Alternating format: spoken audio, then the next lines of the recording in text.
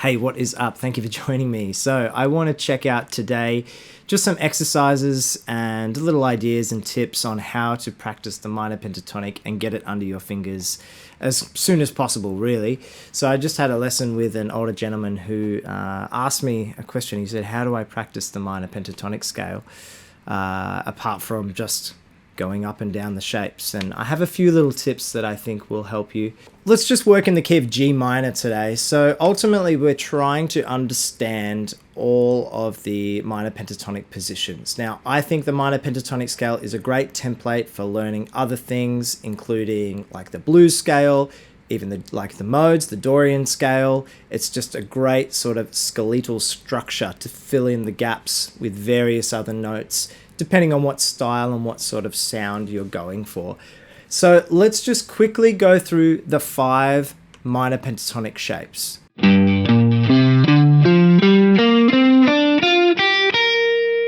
Position 2.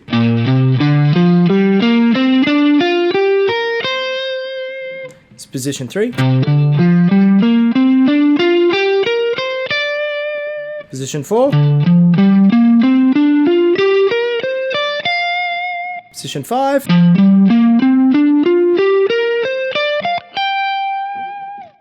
Now, here is a great way to practice them. So if you think you've got them under your fingers, this is a sort of, I guess, level 1 of a test. So what I would suggest doing is going up the position 1 and then going back position 2 from the highest note. So I'll do that again.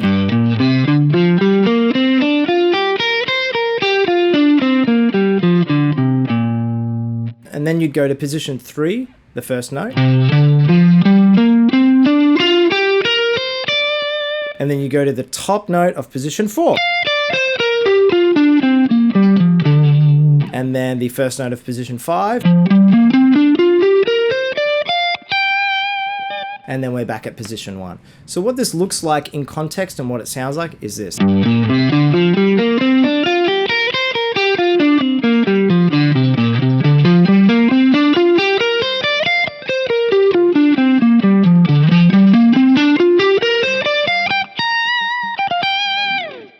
So it's a great way to sort of help visualize the shapes as they go up.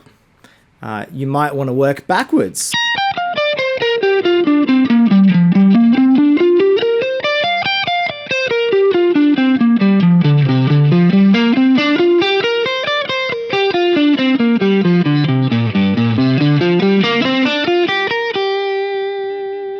Now the next level would be choosing string sets. So we're going to just pick B and E as our string sets. So I'm going to do the same exercise.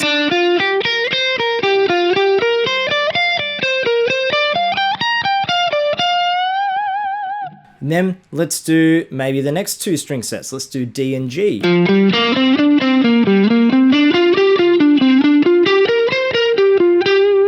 And then of course E and A.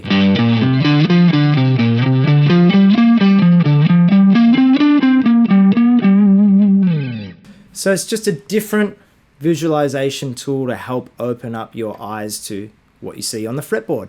Then maybe you do, I don't know, 3 string sets.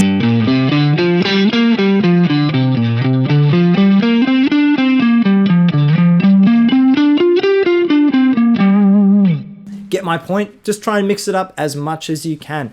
Then maybe you do it in a different key. And by different key, I don't mean move it up 1 fret at a time. I mean, choose a completely different key.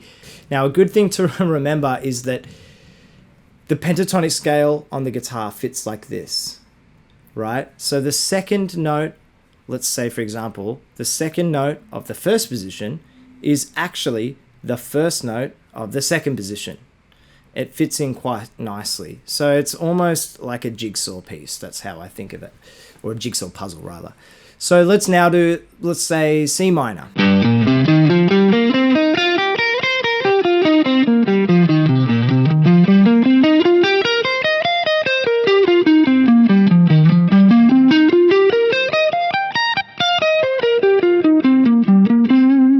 Now what you'll notice is that even though we were playing C minor, I started on the low E string because I want to get as much value out of each shape. So we need to talk about and look at all of the string sets. And even in saying that, we could look at, because I'm thinking C minor here, and I started in that position, maybe I want to play down here. So it's really important to have that knowledge. So when you're in the heat of battle, taking a solo or anything like that, you know that you're comfortable in any possible position. So notice also that I did that with a really strict time feel. I was being really deliberate with my notes. I wasn't going, which is fine, but I wasn't blazing through it. I was really controlled, and that's what I want you to practice doing. And the other thing is just playing it in time. So the next step to that would be, maybe you do it with a metronome. Maybe you work on your eighth note feel. And then you work on it in a triplet feel.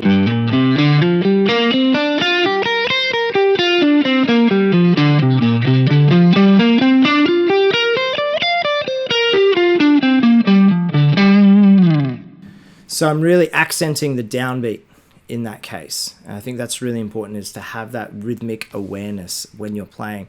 I see a lot of sort of beginner to intermediate players don't have that strong sense of phrasing, and a lot of it is to do with the rhythm. They might have the notes, but a lot of it is to do with their rhythm and the phrasing that they are going for.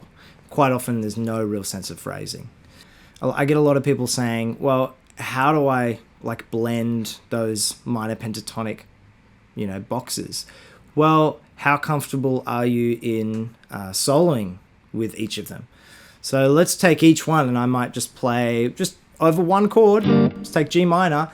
I'm just going to play some lines in position 1.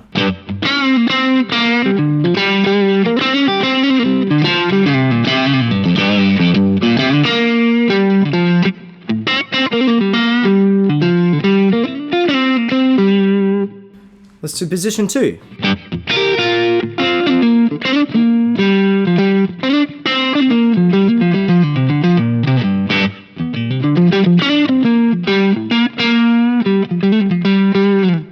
Right, see my point? Let's take position 3.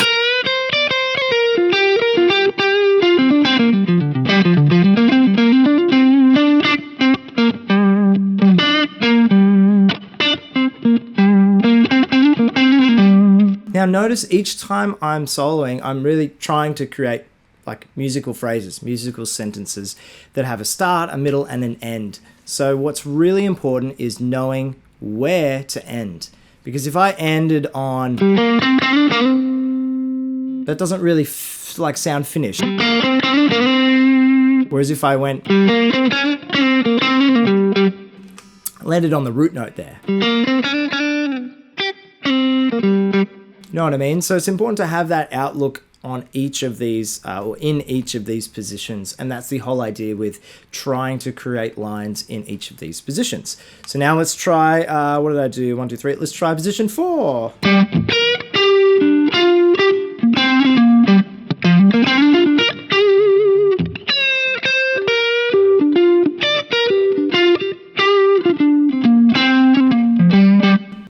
And position 5.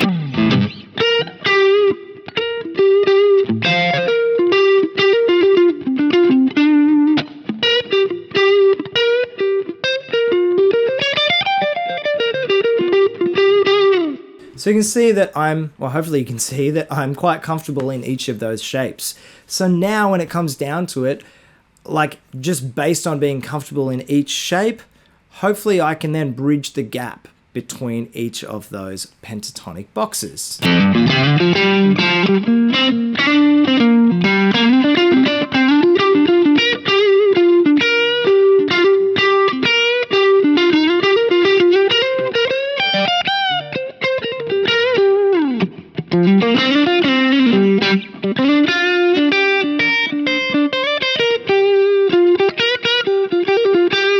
So just there, I was in the second position, and look, I'm not actually thinking, oh, now I'm going to move to the second position. I'm just playing what I hear in my head. However, I was in the second position, and then I went up to, I guess, the third position and descended,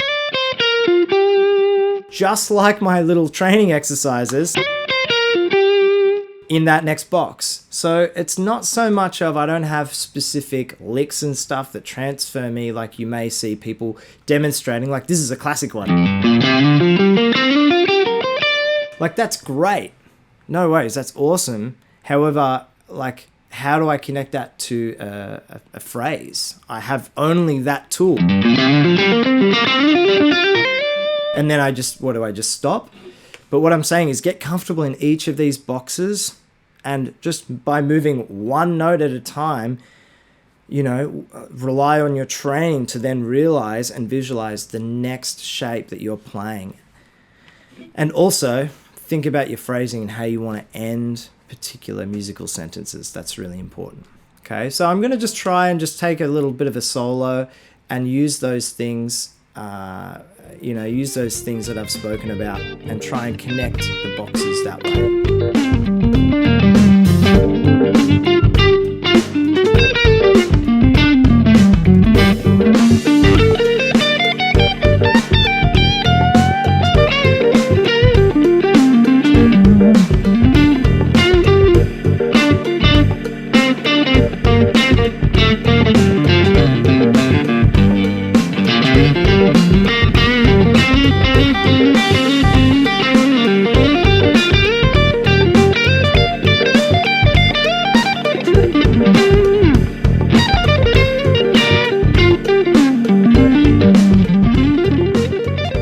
So hopefully you could see how I was seamlessly going through each of those minor pentatonic boxes. Not really, it wasn't really lick based. It was sort of kind of free-flowing improvisation. I mean, obviously I've played some of those ideas before and I'm really comfortable with that scale and, you know, those shapes. But that's the whole idea, is that you get on a bit of a flow and it starts to just work freely, and hopefully you don't have to fight it too much. So you also saw me include some other notes there. Now, it's not really a particular scale shape that I'm thinking of. It's just those particular intervals. And maybe I'll do another video on how to get that particular sound. But I'm just showing you how I sort of visualize it from the most basic point, which is those shapes, and then I start adding and filling the gaps to create those new sounds. So hopefully you got something out of it. Thanks for watching, guys. I'll see you on the next one. Cheers.